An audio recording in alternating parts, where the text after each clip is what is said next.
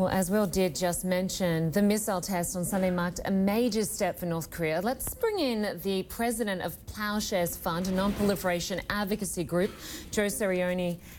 Joins me now from Washington. Analysts are calling this the most successful test ever. Just explain for us what it proves. Yeah, there's three things, Linda, that this test did that others hadn't.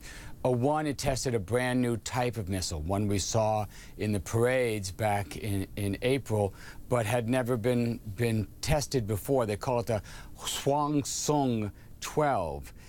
Two, this is a mobile missile, meaning it could be transported around to a pre-designated launch site, quickly erected and then launched, making it harder to intercept this missile before it's launched.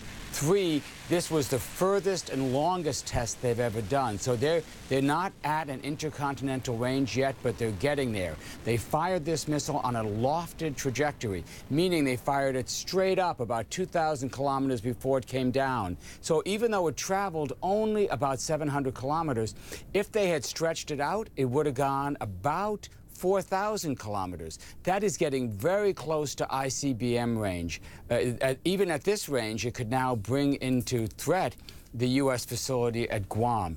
And there's one more thing, actually, that's worrying. The North Korean press claim that they tested an RV, a re-entry vehicle. We haven't seen that before. And this is the capsule that would bring the nuclear warhead back from space into its target. If they're making advances on that, it's very, very worrying.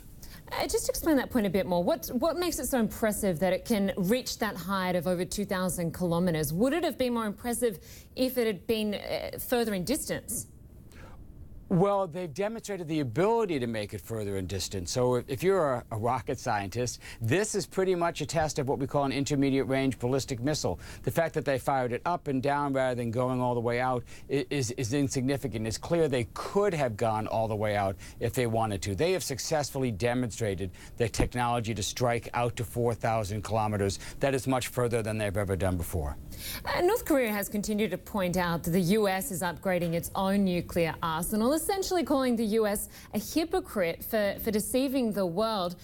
Does it have a point? Is the U.S. upgrading its own nuclear weapons? Well, it certainly is. The U.S. has embarked on a $1 trillion upgrade to build a whole new generation of nuclear missiles. We have many more times the number of nuclear weapons, of course, that North Korea has. We have about 4,000 in our active stockpile. We think North Korea has somewhere around 15. So, yes, it's somewhat hypocritical for the U.S. to say we need nuclear weapons for our security, but you don't. It's an argument that North Korea completely rejects.